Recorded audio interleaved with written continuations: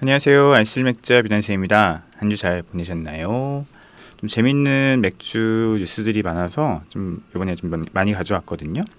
일단 첫 번째는 한국경제에서 나온 맥주 뉴스인데, 기후변화, 맥주 부족 현상 만들 수도, 아사히 CEO가 경고했다고 합니다.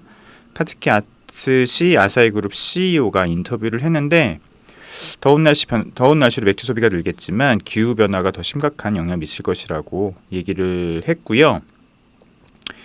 자, 여기 보면은 쭉 보면은 좀 심각한 뉴스들이 나오긴 해요. 아사히는 내부 조사 결과 지구 표면 온도가 4도 올라가면 2050년까지 프랑스의 보리 수확량이 18% 감소하고 폴란드 보리 수확량이 15% 줄어들 걸 전망했다.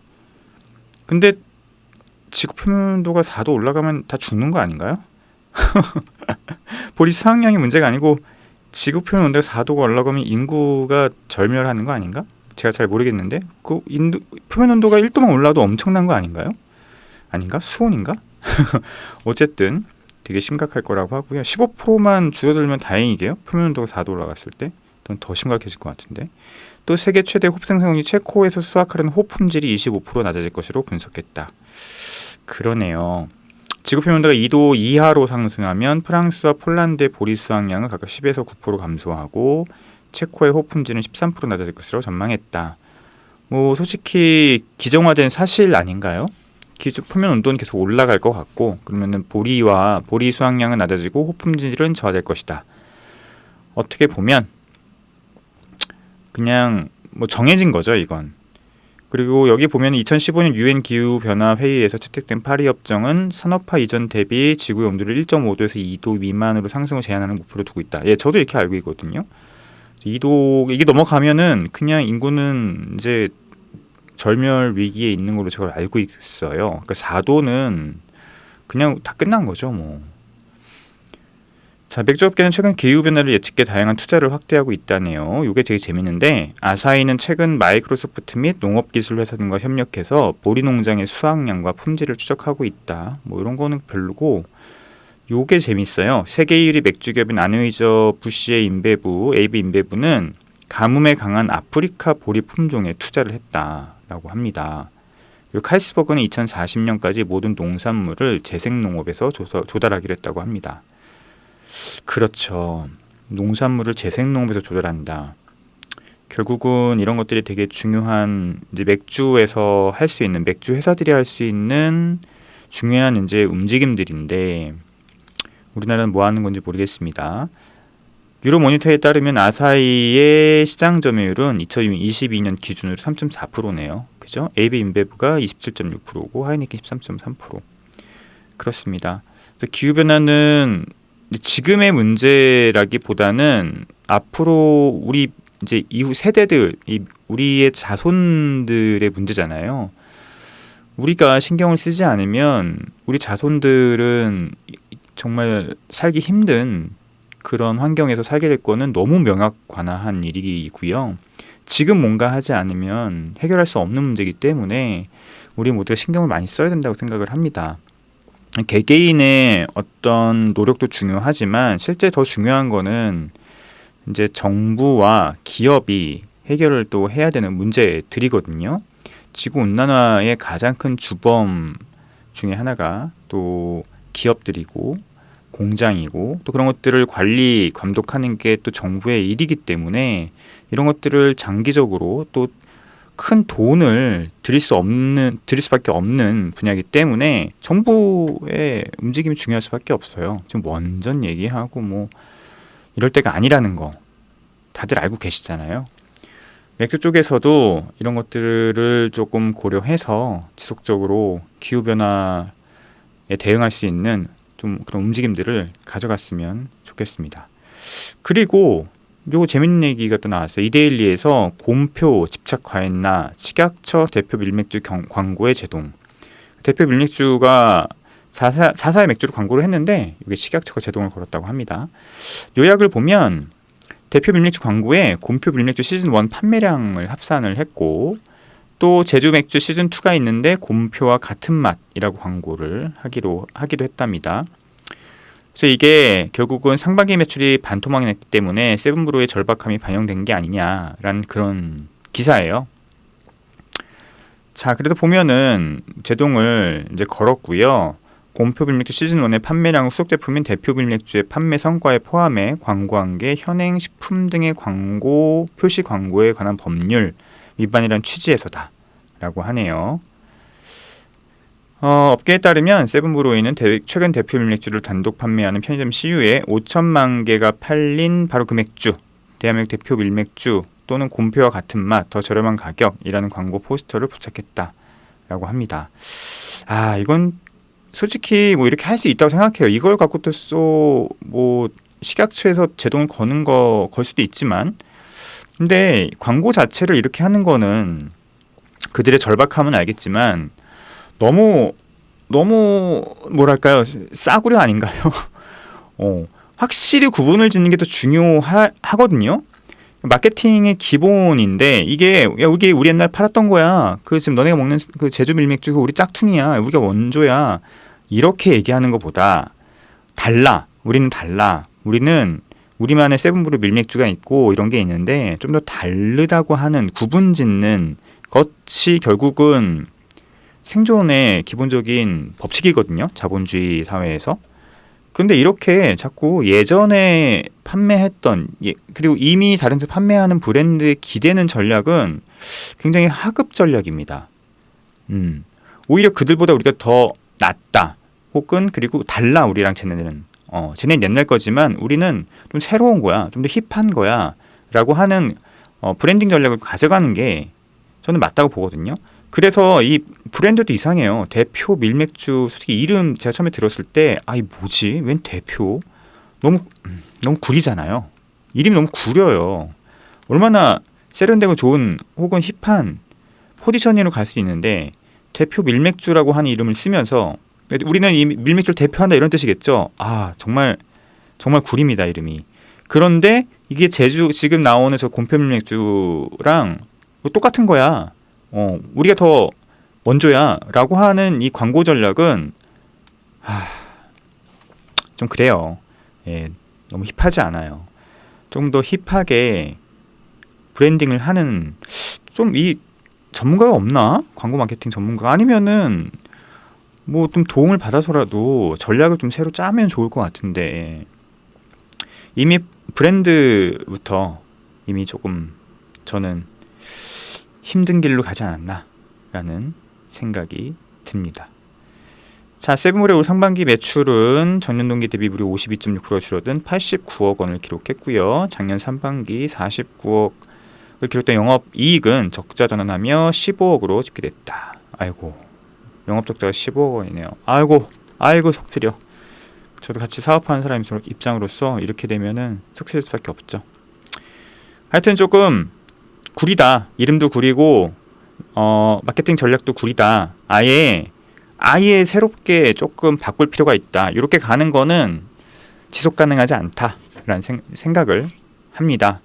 제가 세븐브로이 마케팅 담당이었으면은 완전히 다른 브랜딩 전략을 좀 구사했을 것 같아요. 그리고 이투데이에서 롯데맥주가 새로 나온다는 뉴스가 나왔습니다. 이런 얘기는 원래 있었어요. 롯데맥주가 이제 신제품을 준비한다라는 얘기들은 있었거든요. 업계에서는. 근데 이제 기사로 나오는 거 보니까 이제 슬슬 시동을 거는 모양입니다. 세로가 대박을 쳤다. 그래서 여기 힘을 받아서 맥주도 이제 신제품을 내서 대박을 치려고 한다라고 합니다.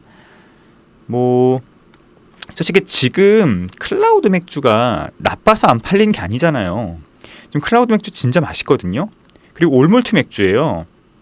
괜찮습니다. 맛있습니다. 가격 대비도 좋고. 그런데 이제 클라우드가 이제 나락으로 간 거는 꽤 오래전부터인데 이거는 맥주 자체 때문이 아니라 그들이 구사했던 전략 때문이에요. 이 클라우드가 고급화 전략을 쓰면서 도매 가격을 아예 카스랑 그때 하이트랑 다르게 높게 매겼잖아요. 그러면서 이게 시장 쪽에서 이제 배척을 받게 된 거죠. 그러니까 소비자들, 그러니까 가정용 시장으로는 모르겠는데 이게 온 시장에서는 이게 구분이 안 된단 말이에요. 일반적으로 뭐 삼겹살 팔거나 뭐 이렇게 맥주를 파는 뭐 그런 곳에서는, 포차나 이런 데서는 소비자들이 클라우드를 따로 주세요라고 하기 전까지는 솔직히 파는 입장에서는 그냥 마진이 더 높은 맥주를 팔 수밖에 없어요. 그러니까 이쪽에 뭐 오비나 하이트 쪽에서 뭐 영업도 엄청나게 하는 거고, 그리고 가격을 좀 더 낮게 책정을 하려고 하고 있죠.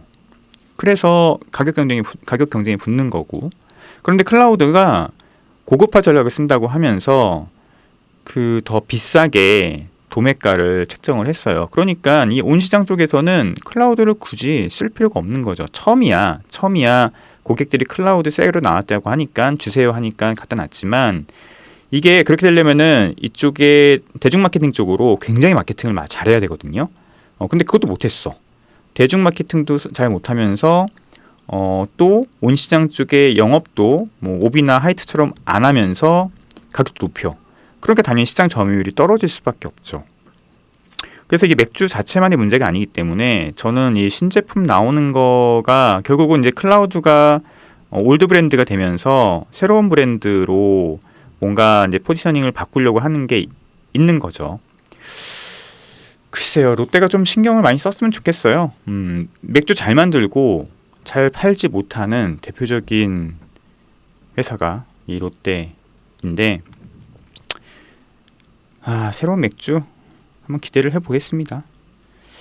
자, 그리고 짧게 전해드릴 소식이 좀 재미있는 소식인데, 연합뉴스에서 영국에서 600년 역사 교회가 맥주바를 설치했다가 신성 모독으로 논란을 받았다고 하네요.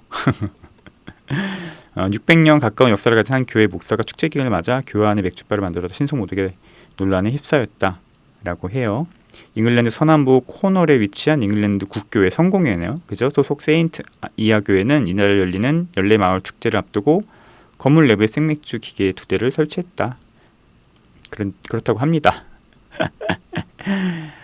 이 교회 닉 위도우스 목사는 맥주바 설치에 대해 교회에 오는 모든 부류의 사람들을 우리가 환영하는 방식의 일부일 뿐. 그쵸? 맞죠? 하지만 현지 여러 신도는 교회의 오랜 역사에 먹칠하는 짓이라고 반발하고 있다. 왜요? 왜 반발을 합니까? 되게 훌륭한 일을 하셨는데. 이곳의 주민인 메리 루이스는 그들의 신앙을 위해 숨진 이들의 기억을 훼손하는 것. 왜요? 이게 왜 기억을 훼손하는 것인데요? 맥주 한잔 할 수 있지. 그리고 교회가 언제부터 술을 금지했습니까? 기독교는 술을 금지한 적이 없어요. 예, 성 베네딕트도 우리가 술을 거부할 수는 없다. 대신에 적당히 마셔라 라고 아예 얘기를 했어요. 성 베네딕트의 규칙을 지으신, 그래서 주도사의 생활을 정립하신 이분이 이미 거의 1000년 전에 이런 얘기를 이미 하셨는데, 1500년 전이네요 거의. 그죠? 그런데 뭐 신성모독이라고. 그죠? 말도 안 되는 얘기고요. 잘하셨습니다. 그리고 뭐 교회에서 맥주를 팔아서 뭐 수익을 남기는 거, 그러면 트라피스트는 뭐 다 신성모독하고 있게요? 말도 안 되는 얘기죠. 저는 그렇게 생각합니다. 물론 저랑 생각이 다를 수도 있겠지만 맥주를 좋아하는 사람 입장에서 이 목사님 칭찬하고요. 앞으로 이렇게 계속 오시는 분들에게 오는 사람들이 오면 목이 마르겠어요. 맥주 한 잔 드릴 수 있는 거지. 그리고 돈 받고 파는 것도 아니잖아요. 오면 드리는 거잖아요. 이게 뭐 어때서요? 적극, 우리나라에서도 적극 이런 것들을 해주시기 바랍니다. 그래서 성당 가거나 교회 가거나 하면 맥주 한 잔씩 딱 주시는 거죠. 수고했다. 오늘날 수고했다. 예수님 와인도 드셨는데, 저는 뭐 기독교 신자가 아니지만, 물론 저는 뭐 불교 신자는 아닙니다. 저는 무교기 때문에 뭐 다 잘 모르지만 어쨌든 적당히 하면 돼. 적당히. 그죠? 과하지 않게. 그럼 평상시에도 술 먹지 말아야지. 그죠? 자, 뉴시스 마지막 뉴스고요. 맥주 애호가로 부르는 700년 호배 도시 체코 자테츠에 가볼까 하는데, 이 자테츠라고 하는 700년 전부터 맥주의 주원료 호흡을 재배한 지역이 굉장히 유명한 지역이죠. 굉장히 유명한 지역인데 세계유산위원회에서 세계문화유산으로 등록이 됐다고 합니다. 이야, 체코 자테츠와 사츠홉, 그러니까 자테츠가 사츠홉을 만드는 곳이에요. 예, 자테츠와 사츠홉의 풍경을 유네스코 세계문화유산에 등재하기로 했다고 합니다. 이야, 대단하네요. 유네스코 세계유산에 등재된 세계 최초의 홉 재배 지역이 됐다고 합니다. 여기 가봐야 되는 거 아닌가? 내년 우리 해외 투어 때 한번 가봐야 될 것 같은데요. 프라하에서 북서쪽으로 80km 떨어진 곳에 위치해 있잖아요. 우리가 맨날 그 필스너 우르켈 마실 때 사츠홉 얘기하잖아요. 얼스량이 되게 강한 그 사츠홉의 원산지입니다. 여기가 자테츠가 자테츠 뭐 홉이라고도 하기도 해요. 그래서 제가 우리가 이제 체코어를 발음을 하려고 잘 모르니까 이렇게 그냥 우리가 사츠, 뭐 자츠 뭐 이렇게 하는데 여기도 마찬가지입니다. 사츠홉 되게 좋아하는 제가 호비예요. 한 번도 사용한 적은 없지만 곧 사용해 볼 예정입니다.